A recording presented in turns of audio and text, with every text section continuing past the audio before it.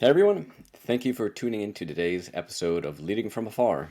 I'm Scott Markovitz here with Tebby Hirschhorn. Today we're in for a bit of a treat. We're going to be learning how Doist does their remote onboarding process. I've heard many good things. Tebby has also heard many good things about the world-class onboarding process that you have.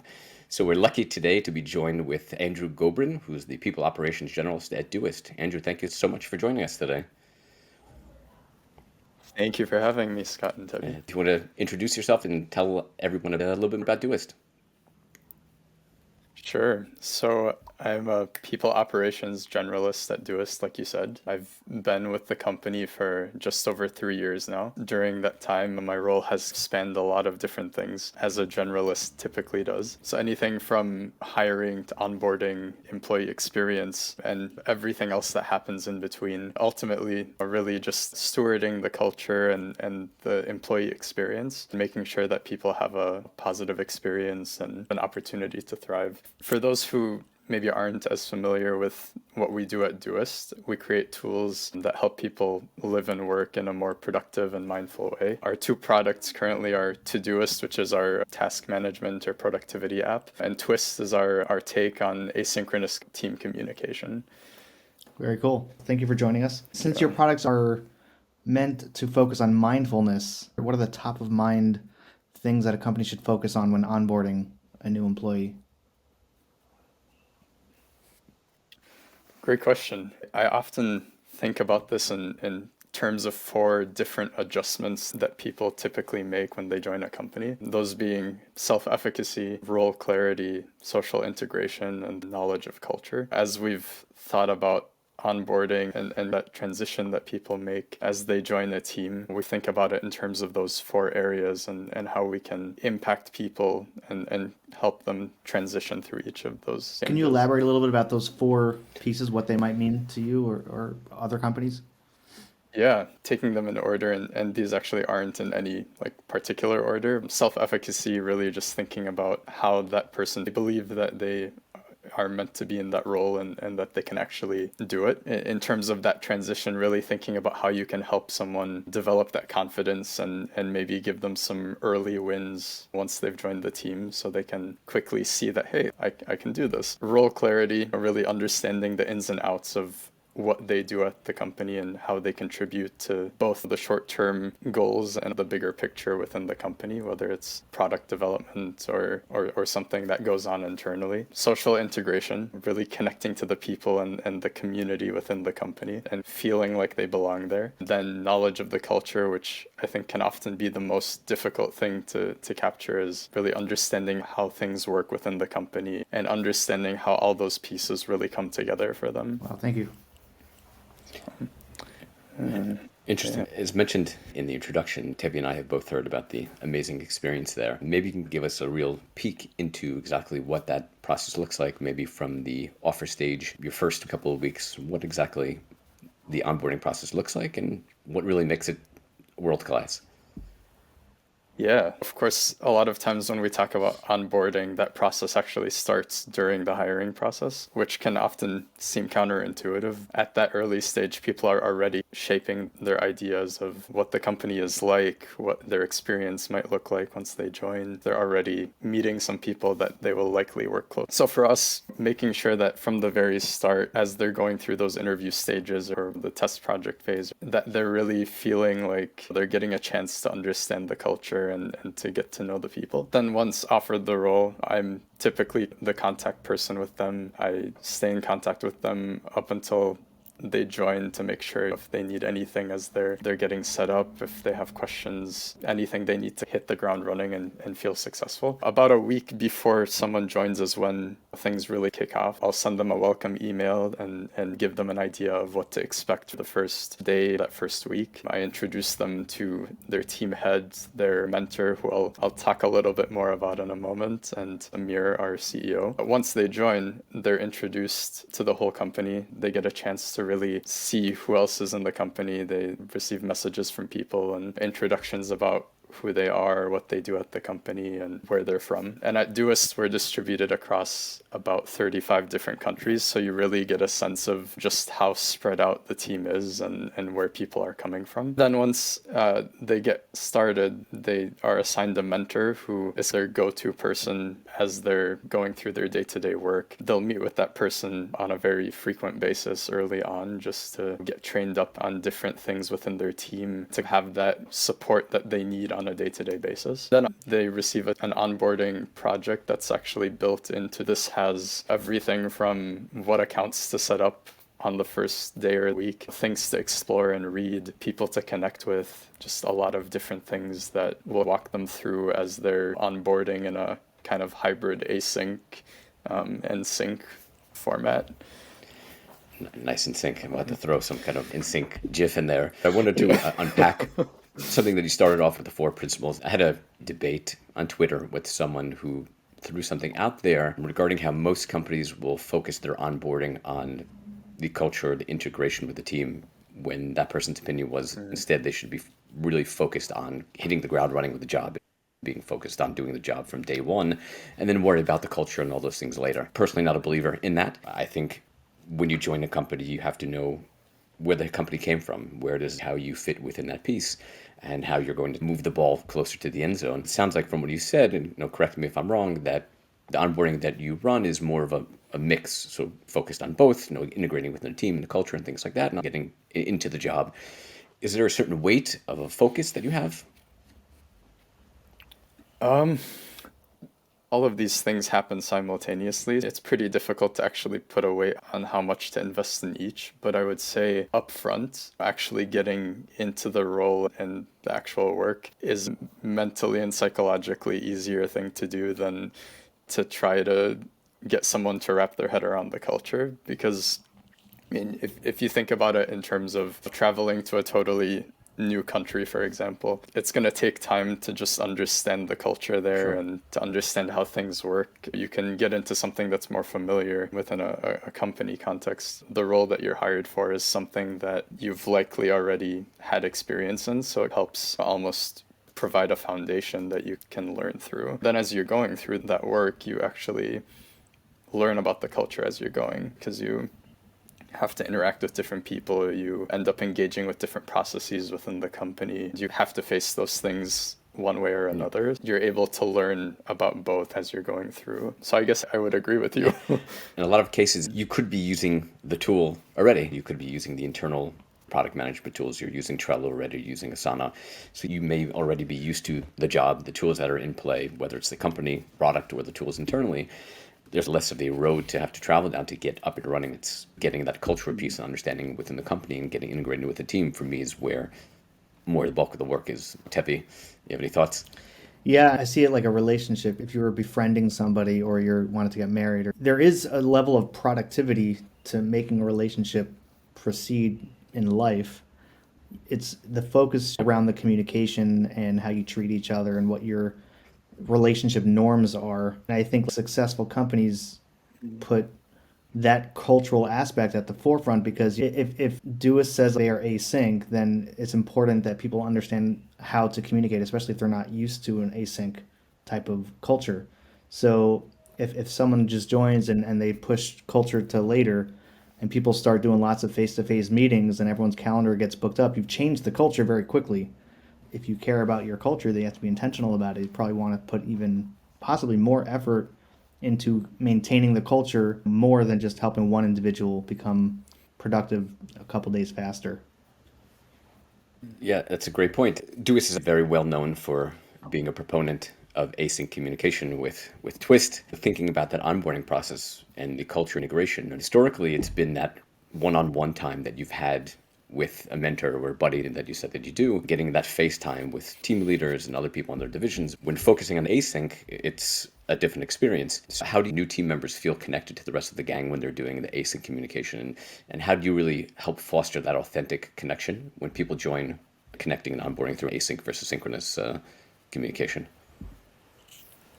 The biggest kind of difference that takes place in an async setup is that you have to be more intentional about creating those moments. Otherwise, they may never happen, or leaving it up to chance for those things to take place. So we take two different approaches with that. One is creating those intentional spaces where connections will happen. A very simple way that starts is just with that welcome thread that we post about that person joining. So they join the first day and they find, wow, look at all these people, welcoming them in particular. They're able to see some faces on avatars and just get to know people that way. From there, the way that the onboarding project is actually designed organically creates more interactions that take place. Early on, any person who joins meets with their team head, who they've typically already met during the hiring process. They meet their mentor and they meet a member of the people ops team. So that kind of upfront creates some safe connections that they can go to for anything they need. Then within the first week or so, I actually ask people to share a post which functions as a way of helping them wrap their head around Doist of 10 facts about them. This is their official self-introduction, which I've found to be way more useful and interesting than any introduction that I could share about them. That gives them the opportunity to control and own their own introduction. It's pretty amazing to see the number of connections that take place just within those threads, just by doing something that simple, because people get to connect over things that are much bigger than work. They get to connect on interests and hobbies and experiences that they've had that maybe they share across individuals or across teams. A lot of those kind of connections end up moving on from that thread to an interest group within the company or a side conversation. These are some of the more intentional ways that we do that. We also have casual hangouts where we encourage people, let people opt into connecting with a random person or random few people within the company just to have a chat about anything. This is often a really good way for newcomers to make those connections across teams as well, because early on they're typically so deeply ingrained in their work that they're only meeting their team. Beyond that is just having an open culture where people are encouraged to reach out to each other and interact. It helps create those connections even when you don't have the luxury of walking into an office and having those people an arm's length away to connect with. You can't just walk down the hall to interact with them. That's so interesting. So 10 facts about yourself, that's a lot. I've heard 3, very rarely 5, 10. You're really forcing people to be authentic and tell something interesting. That's cool. I don't think I could even come up with 10 things. Yeah, I do make sure to mention if they don't have 10, they can share whatever they're comfortable with. Somehow people do end up sharing 10 things and they don't have to be mind-blowing. A lot of times just very simple things like I live here with my family and That's this 3 is right what there. we do. Cool. How has your onboarding evolved over time? You've been there 3 years, so I'm sure you've tweaked and changed things over time. Could you tell us a bit about that? Yeah, so when I joined, we actually didn't have a dedicated people ops team. I was the first official dedicated people ops person to acquire everything that had been done before and run with that. So early on, the biggest thing that I noticed was that the onboarding was done by each team and there wasn't anything really centralized about it. So each team owned their process. They were still doing the whole Todoist project upfront, providing tasks and things like that. One of the things that I felt was really important was to both preserve that flexibility of having each team really shape different parts of their onboarding, but also create some consistency and make sure that the basic building blocks of the process are the same. That way you ensure the quality is high regardless of which team someone is joining. Because of course some teams are larger than others and have had more opportunities to build that out over time. Others might be smaller, just be starting to hire. Then there's more growth that has to happen there. Some of the major changes that were made were really building out that Todoist onboarding project and trying to think of all of those early details that are important for anyone joining the company to know and have as they're getting started, things that are important to read or tasks that everyone has to do when they join, and then still leaving that space for each team to really think what is important on a team level for people when they're onboarding. What does the training and transition look like once they're, learning their role and getting into all of that stuff? The Aside from that, a lot of things have actually stayed the same. We have the mentoring program was there when I joined, and the main changes we made there were thinking about how we can make the feedback loop more intentional there. One of the funnier changes were made early on, our philosophy around newcomer feedback, no news is good news, which at face value is okay, that's great. If I'm doing well, I won't hear any constructive feedback. But in practice, as you're going through your work, and especially early on with the imposter syndrome that can creep in, it wasn't a good approach at all.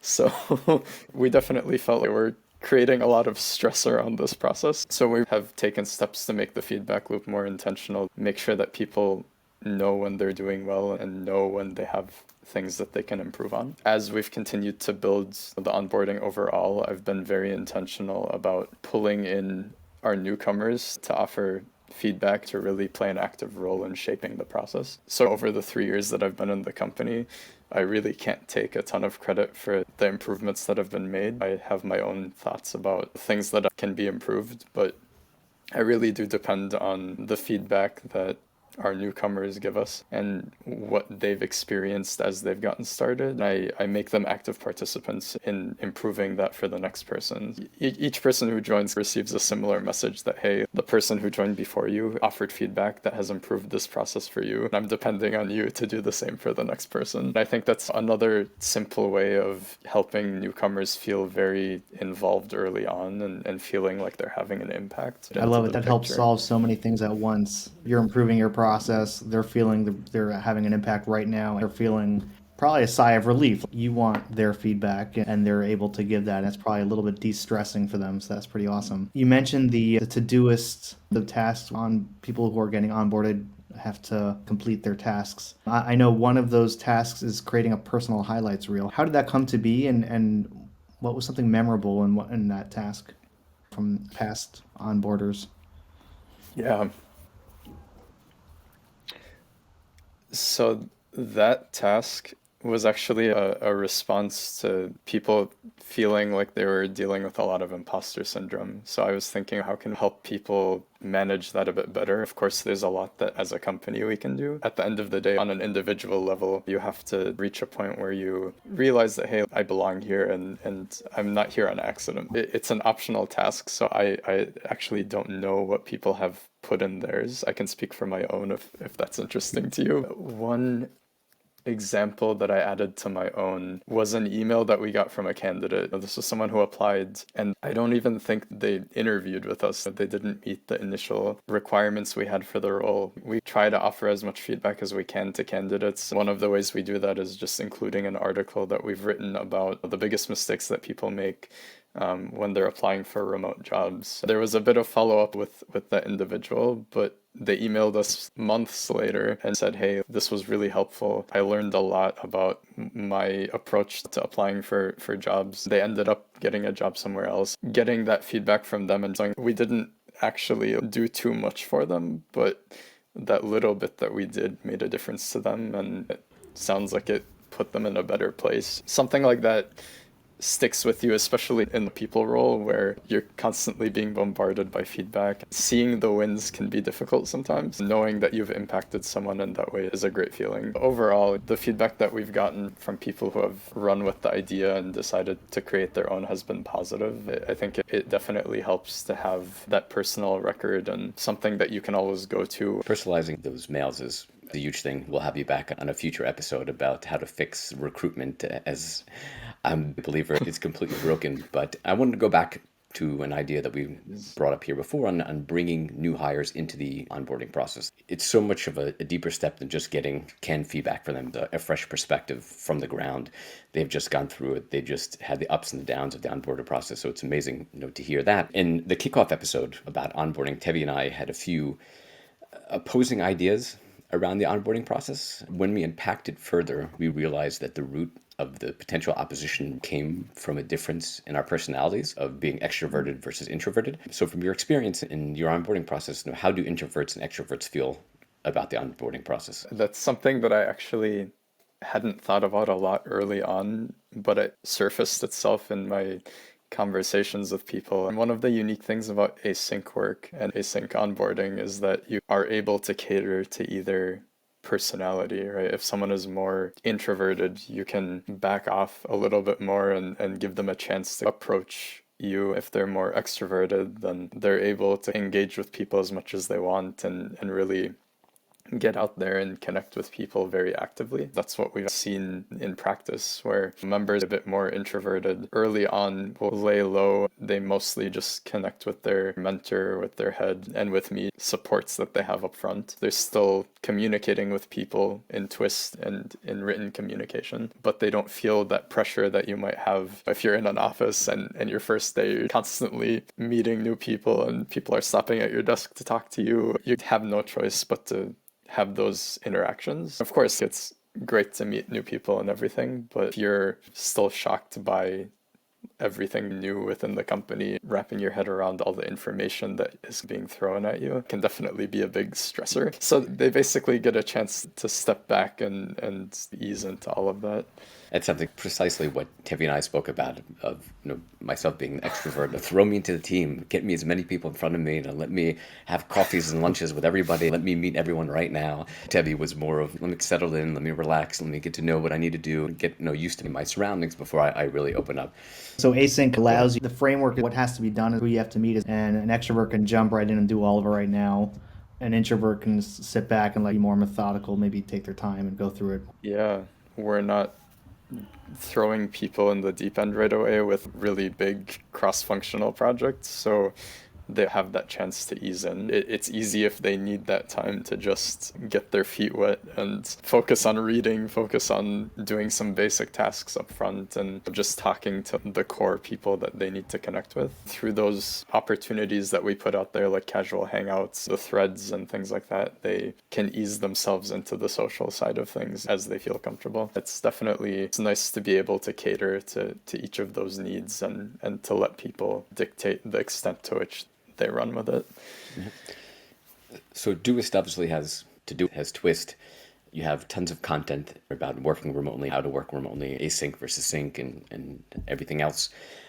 For companies that don't have their homegrown tools, you have a few suggestions that you can share with companies of what the best tools to use, what the best processes? Something when you don't have those homegrown tools, what's the best way to go? That's a good question. I don't have very many specific suggestions, but I would say the tools are obviously important. I typically recommend that people don't obsess over getting the tools right up front, but rather to focus on the process and the quality of the content that's there. Because I can tell you the process isn't perfect. It has tons of room for improvement, and it's likely always going to be that way.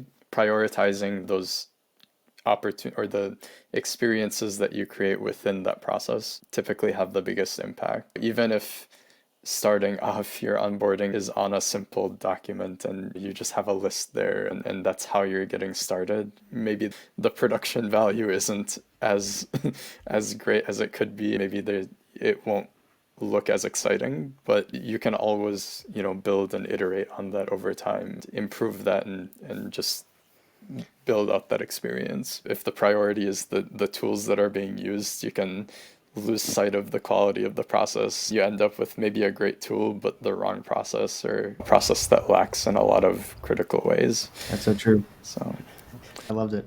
I wrote the first onboarding document in Vision. It was maybe 2 pages. I think now the onboarding process is something like 2 weeks. As you said, you can start with just a document, the basics, just get something out there, and then hopefully over time it grows. Leading into the final question we have for you is, for companies that are just now starting to hire remotely, obviously a lot of companies went remote this year for the first time. Maybe they held off on hiring, but for companies that are just starting to do it, what are 3 things you think that they should focus on besides focusing on process? What are 3 other tips you have for them? I would say focus on the experience. I think upfront, one of the biggest challenges that teams that are transitioning to remote work are likely having is not feeling like they have that connection aspect. Create ways to create those connections, whether you're sending an onboarding package or having an introductory call with people or having them meet a few notable people, just so they have those connections and they can place some faces to names that they may have seen before. The second thing I would say is make it a team effort. I think the transition to remote can be very nerve-wracking for everyone involved, especially if your onboarding is owned by a particular team. That can feel like a huge ask and a huge transition. Finding ways to make the onboarding a team effort where, you know, different teams or different individuals can take different parts of it and add their touch to it, and leverage that also as a connection opportunity to help create those touch points with newcomers and with team members. The third, I would say, is don't worry about making a perfect process. If you treat that transition to remote work as a fresh reset, that could be a great opportunity to rethink the whole way that you approach onboarding. It can't be replicated exactly in a remote context, but it's an opportunity to reinvent that process, to think about how you can build it from the ground up for a remote setup in many ways that could end up making the whole process better than it was before. Well, thank you, Andrew, for joining us, sharing your Awesome. wisdom. That was a great show.